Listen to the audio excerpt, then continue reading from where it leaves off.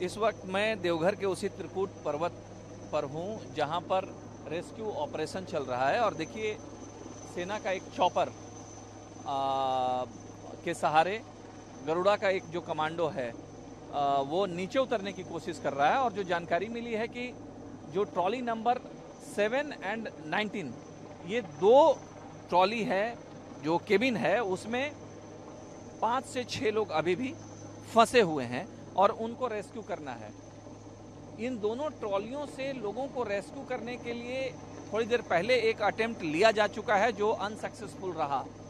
दोबारा फिर एक चॉपर आया है और जो डिस्पैचर है, जो जवान है, जो वो नीचे आकर और ट्रॉली में वो एंटर करेगा और एंटर करने के बाद जो उसमें फंसे हुए हैं उनको सेफ्टी बेल्ट से बांधकर और ऊपर की तरफ डिस्पैच करेगा। लेकिन जिस जगह पे ये दोनों ट्रॉलियां हैं, जो इसकी जो भौगोलिक परिस्थिति का मैं एक्सप्लेन अगर मैं करना चाहूँ तो ये मैं बता दूं कि ये बहुत टफ हो जा रहा है। एक तो कई ट्रॉली अगल बगल में ही हैं, दूसरा जब जवान को चॉपर के जरिए नीचे जब झुलाया जाता है तो वहाँ जो रोप है उसमें रोप में कई बार टकराने की गुंजाइश बनी रह रही है। अगर चॉपर ज़्यादा नीचे आता है तो ट्रॉली में एक तरीके से जो कंपन है वो रोपवे में वो कंपन होने लगता है। तो इन सारी चीज़ों को देखते हुए जवान को ट्रॉली पर आना है। सबसे पहले वो एक केबिन के ऊपर में उतरेंगे, उसके बाद दरवाज़ा खोलकर और अंदर की तरफ जाएंगे। लेकिन ये एडजस्टमेंट जो है वो एडजस्टमेंट नहीं हो पा रहा है, क्योंकि चॉपर और ट्रॉली के बीच का जो एक डिस्टेंस बनाकर जो हैंग हो रहा है, जो डिस्पैचर जो है वो जो हैंग कर रहा है, वो इतना लंबा स्पेस हो जा रहा है कि बैलेंस नहीं बन पा रहा है। और इसी के चलते बार बार अप डाउन लेफ्ट राइट ये करना पड़ रहा है पायलट को। तो ये देखिए, आप समझ सकते हैं कि कितना मतलब डिफिकल्ट ये रेस्क्यू ऑपरेशन चल रहा है।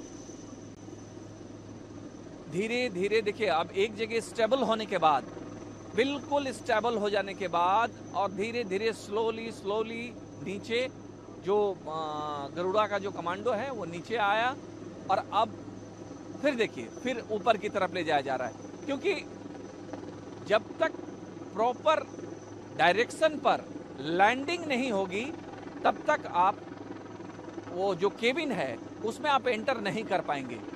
तो पहला काम है कि प्रॉपरली लैंडिंग हो, और वो चूंकि जो दो ट्रॉलियां हैं ऐसी जगह पर हैं कि चॉपर को बहुत ज़्यादा नीचे भी नहीं लाया जा सकता है।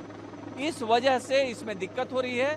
थोड़ी देर पहले एक बार कोशिश की गई जो नाकाम हुई, ये दोबारा हुआ और देखिए जैसा लग रहा है कि इस बार भी कहीं इसको टाला ना जाए। ऊपर की तरफ जवान को फिर खींच लिया गया है। अब आप उम्मीदें लगाए बैठे हुए हैं। आप जस्ट कल्पना कर सकते हैं कि 2 रात एक छोटे से ट्रॉली में लोग फंसे हुए हैं और ये 2 रात काटने के बाद ये जो दूत हैं एयरफोर्स के, जब ये चॉपर ऊपर में आ रहा होगा, आवाज़ सुनाई दे रही होगी, तो आप समझिए कि उनकी धड़कनें, उनकी हार्ट बीट कितनी तेज हो जाती होगी। क्योंकि एक जीने की जो ललक है वही लोगों को बचाए रखे हुए है।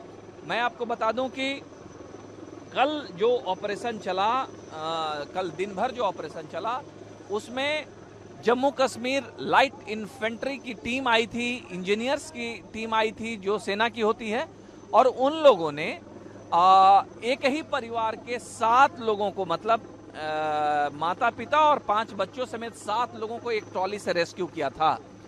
तो एक तो ये बात स्पष्ट हो गई कि ट्रॉली की जो क्षमता है, जो अधिकतम 4 लोगों को बिठाने की, एक ट्रॉली में 7 लोग भी बैठे हुए थे। मतलब जो ये चूक बताया जा रहा है, इस चूक का कारण ये भी है कि जो वेट की जो बैलेंसिंग होती है वो वेट की बैलेंसिंग नहीं की गई थी। खैर ये तो जांच के बाद पता चलेगा, लेकिन मैं आपको बता दूं कि ये सेकंड अटेम्प्ट एयरफोर्स ने लिया और वहाँ जो केबिन में जो लोग फंसे हैं वहाँ तक जो गरुड़ा का कमांडो है वो नहीं पहुंच पाया। और ये फिर से जो चॉपर है ये अपने बेस की तरफ फिर लौट गया है। अब थर्ड अटेम्प्ट होगा और देखना है कि इसमें सफलता मिलती है या नहीं। त्रिकुट पर्वत से मैं राजेश कुमार सिंह, ईटीवी भारत।